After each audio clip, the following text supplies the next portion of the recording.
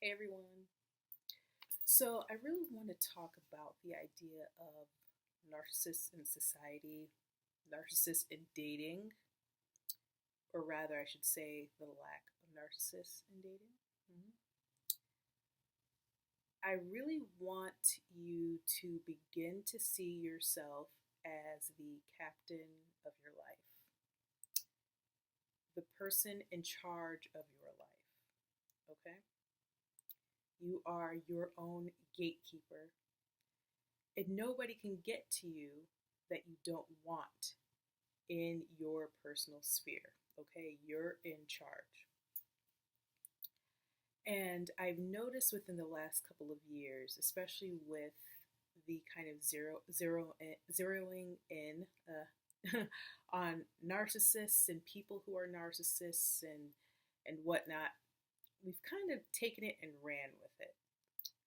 Now it's kind of just applied to anyone who is a jerk or an asshole or whatever. And that's not quite what it is. That's not it at all, right? And the first step to really knowing better and doing better is making sure that we are naming a thing a thing. Notice I'm talking kind of slow because I want you all to get this, right? Um,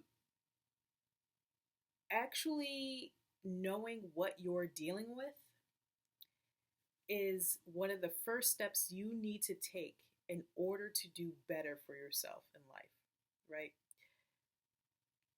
In the context of this particular video, what that means is recognizing and accepting that most likely you have not dealt with a narcissist. When I say a narcissist, I mean an actual person with narcissistic personality disorder. It is a very rare disorder. And it's not marked necessarily by the bad behavior itself, because all humans have narcissistic personality traits. You don't have the disorder necessarily, unless you do and you're watching this, then hi. Everyone has narcissistic tendencies. In fact, it's actually necessary in some contexts. It's not necessarily the traits that make the person who has narcissistic personality disorder.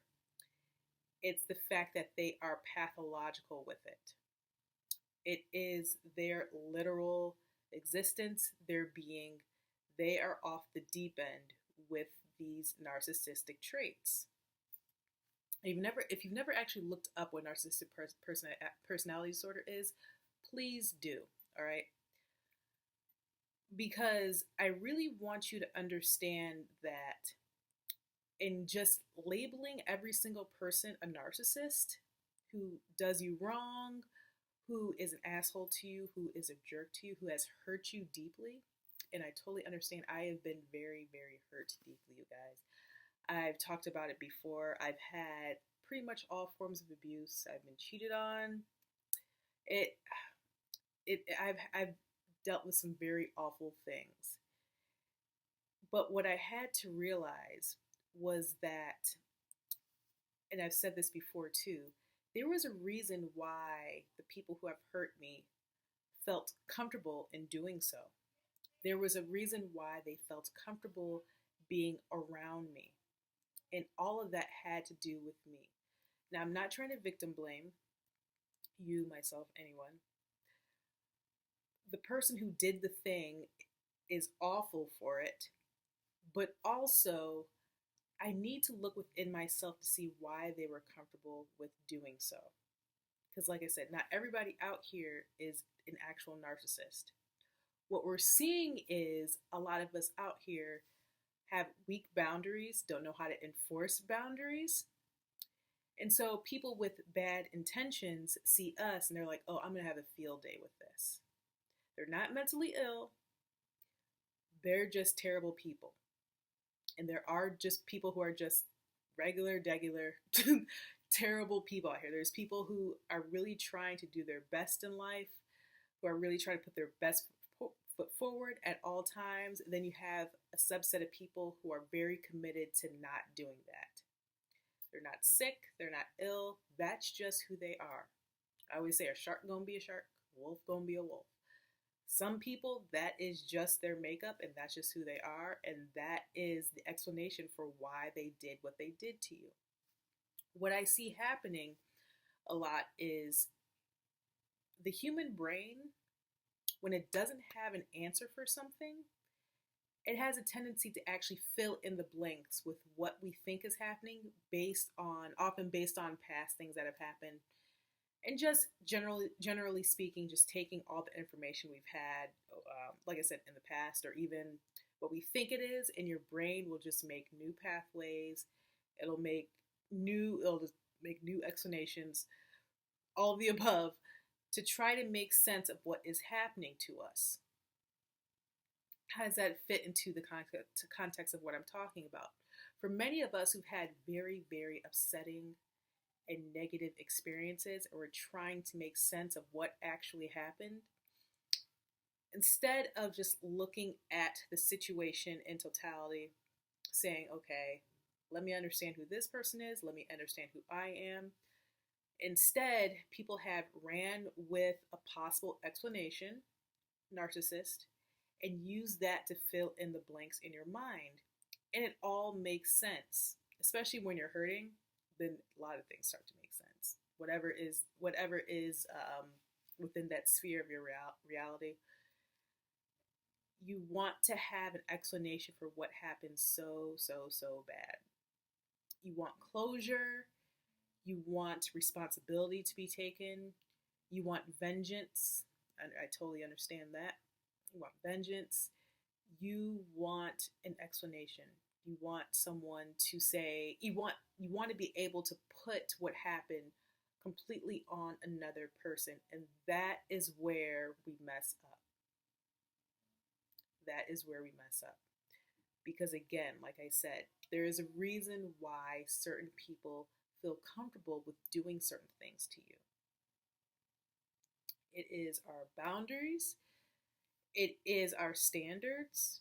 It is us being comfortable with the ways in which we were raised, our environment. We get used to a certain way of doing things and don't realize, hey, things don't actually have to be that way. I don't have to be around liars. I don't have to be around cheaters. I don't have to be around manipulators. I don't have to be around any of these people that hurt me. The only way to not be around them is to make sure that they feel uncomfortable around us. And I've said this before too, I went through quite a bit of a transformation, especially within the last year, in that I could actually feel people starting to pull away that didn't need to be around me. Why? Because I was putting my foot down in a lot of ways, and they could just tell that I was not tolerating certain things. I was just not going to tolerate it. Going further, they knew they couldn't get away with some of the things that they got away with before, and they said, okay, let me slither off. Let me slither off and find another sucker, essentially, to try to manipulate and harm and hurt. And even though it's a simple process, I'm not going to pretend like it's a hard one.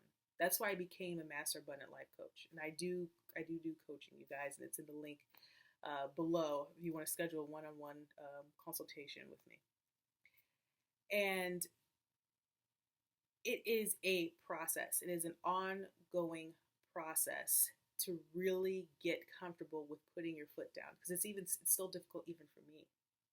I have to really be present within myself to make this decision to tell people, hey, yeah, this ain't gonna work. Or even not even just tell them, but just move in a way in which I am not putting up with bullshit anymore. I'm not putting up with disrespect. I'm in the middle of a situation right now in which I put my foot down, in which I put my foot down because I kept sensing disrespect, just in the way this person was moving, that they felt they just could do anything, right? This person would, let's say that they wanted to speak with me. They would just be like, hey. I'm like, You can approach me and say, "Can I speak to you for a minute? Can I put a meeting invite on your calendar?" Those sorts of things. Don't wave me over like my name is Fido. Mm-mm. We're not doing that anymore. Nope. Mm-mm. Basic human one-on-one, human interaction 101. Like, you actually approach someone and say, "Hey, can you spare a minute of your time?" That is how you contact a person or try to get in touch with a person, right? But yeah, that's over there. I won't get into the situation and everything. But anyway, that is the meaning of, teaching people how to treat you. And I used to really hate that saying. And the reason why is because I felt like we were letting people off the hook. Like, well, shouldn't that person know how to go about treating me? The answer is absolutely. A lot of times people actually do know how to treat you. They just choose not to. They choose whatever is the easiest way to deal with you because they themselves are lazy. Because they're not the people who are just if you're in a terrible relationship right now and you're watching, I bet you $5, $5. I bet you $5 that your significant other is not treating your boss the same way they treat you. At work, they're like, "Yes, sir," "No, sir," "Yes, ma'am," "No, ma'am." Yes, I will get that file for you. I'll get that. I'll get that that note for you. Yes, I will check on that invoice. I will check on these emails. Oh yes, that person called yesterday afternoon. Would you like me to follow up for you? That person knows how to act when it is beneficial to them, right? They know what they're doing. I've said before, people are very smart. They're not dumb.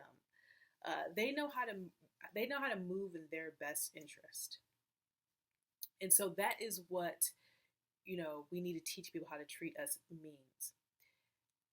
Now, on the flip side, that also does mean if someone is not treating you well based on who they are as a person anyway,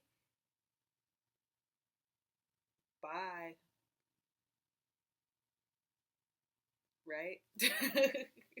If I can't get a person to see why they shouldn't just treat me like a basic human one-on-one,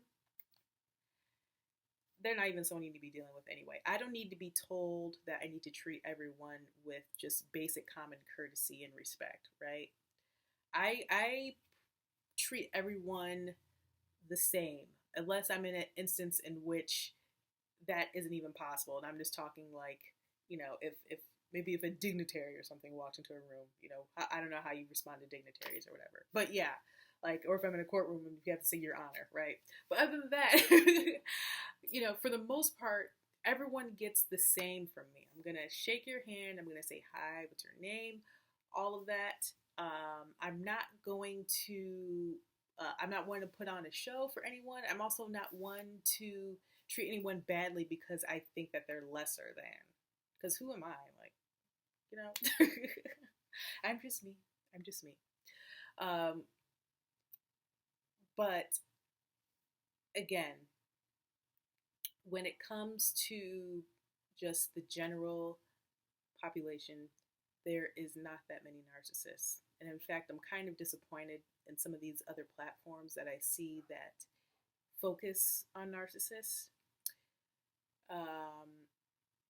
Because when it comes down to it, a much better approach to dealing with people is just naming the behaviors that you will not put up with, right? Because everybody has told a lie before.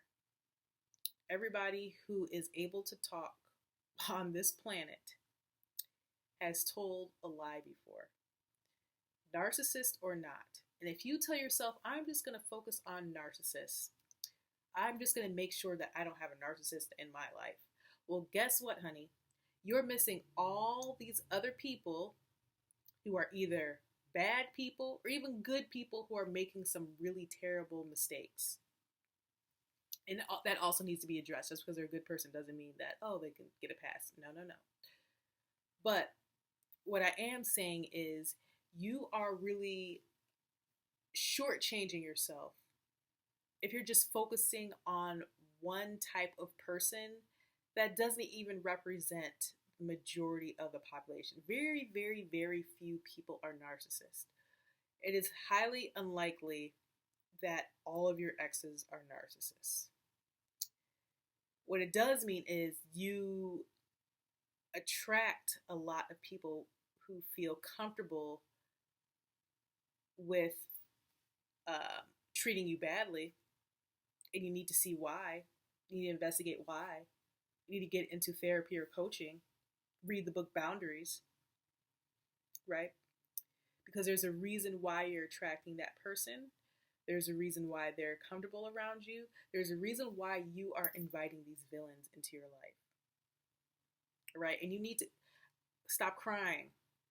Stop crying. This like game over. Time's up. No more feeling sorry for yourself. No more saying, woe is me. Why me? No. Sorry. Actually get up and take a deep dive into who you are as a person. Because this is just going to keep on happening to you. It's going to keep on happening unless you actually take responsibility for it. Unless you finally stop crying and name what is happening for what it really is. Stop blaming it on other things. Stop blaming it on narcissism. All right? Actually take responsibility for the BS that you are inviting into your life. You are inviting into your life. All right? All right, y'all. So that is what I have for you for today. Link in bio for all of the things. Feel free to follow me on Instagram. Please subscribe to my YouTube channel. Book a consultation.